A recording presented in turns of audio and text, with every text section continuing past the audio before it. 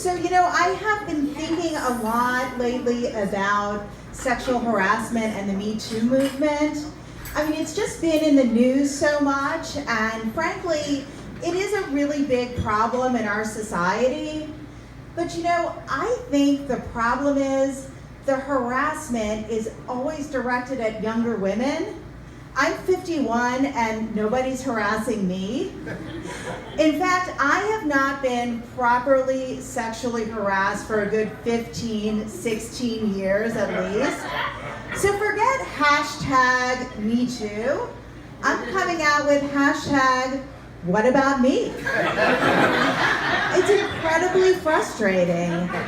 At work, men, they're always coming into my office and they want to talk substance with me. And then they look into my eyes. I'm like, hey, eyes down. I mean, my boobs are down here. It's just very rude. But I did recently turn 51, which has been, it's been a little bit traumatic for me. I'm trying to come to terms with it. I'm working on staying out of light that's less flattering for me, like daylight specifically. I think I've been having a lot of problems, particularly with my passwords at work. I think as you get older, it's a lot harder to remember passwords. And then whenever I can come up with a password that I can remember, my computer will chastise me and it'll say the password is weak, which is really frustrating. I mean, why is motherfucker a weak password? I don't really understand. I mean, it's not descriptive of me. I mean, I specifically don't use cocksucker for that very reason. I just don't understand. There are some benefits that I found to being 51. The birth control options are great. I'm currently using the I'm all out of eggs method of birth control. It's really fantastic. It's 100% effective and free. And I mean, it's a lot better than real actual birth control. I think it's really interesting that in the 30 plus years that I've been having sex, we've made tremendous progress in almost everything but birth control. About 5 years ago, my doctor suggested that I go on the IUD, and she presented it to me like it's some kind of new thing. I was like, that's actually birth control from the 60s. You guys have just kind of placed it in some new, hipper package and given it a cool name like Mirena. It's not that, it's really not new. And it actually kind of freaks me out because if you look at what it looks like, it's like a tiny coat hanger that you put in your uterus. I mean, I thought we were trying to get away from coat hangers in our uteruses. I think it's kind of amazing to me that,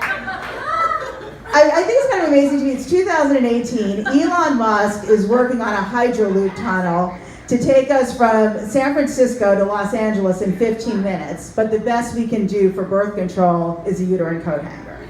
I mean, why can't somebody invent a gummy that a woman can eat that'll prevent pregnancy, get her high, and help her orgasm all at the same time? I mean, I think that would be a great seller. Preach, girl. Yeah, right? Talk to Elon Musk. So I've been married for 18 years, and we have a 13-year-old son. Does anyone have kids? Any teenagers? Yeah, teenagers. Having a teenage kid is really awesome if you hate having sex with your spouse. It's really difficult. They're always awake. It kind of amazes me that we really don't know when our son sleeps. He's awake when we get up in the morning. He's awake when we go to bed at night. We think he just sleeps all day with his eyes open like a fish. Vacations are actually even worse for having sex with your spouse because you're like stuck together in this tiny hotel room. The last time my husband and I had sex on vacation, it was in our rental car. Don't worry, it was full size. The car, not my husband. But my husband's awesome. He's great. He's great. I am a little bit jealous of my husband because I think it's a lot easier to be a really good dad than a good mom, right? I mean, the standards for dads are a little bit lower. I mean, you're basically a good dad if you come home at night, you have a job, and you're involved in one activity with your kids. Then you're awesome. You're the best. Moms, on the other hand, are expected to do everything else, plus like an extra 15 things just to facilitate the dad's one activity. And plus, moms have to be on call 24 hours a day. Nobody ever calls the dad when there's a problem. They know he's totally maxed out with his one activity. I don't want to bother him. But, yeah. But being married is fun. It does involve a lot of compromise. Religion is an area where we have to compromise in our relationship. I was raised Jewish, and my husband was raised Catholic, so we had to work out a solution for that, which we did. We do nothing. It's great. It saves a ton of time, because on Saturday we don't go to temple, and then on Sunday we don't go to church. So it works out really well. My son does get some religion in his life, which is nice. Every summer we send him to this Baptist church near our house for summer camp, which I think is really important. Not because of the religion though, because the camp is really cheap.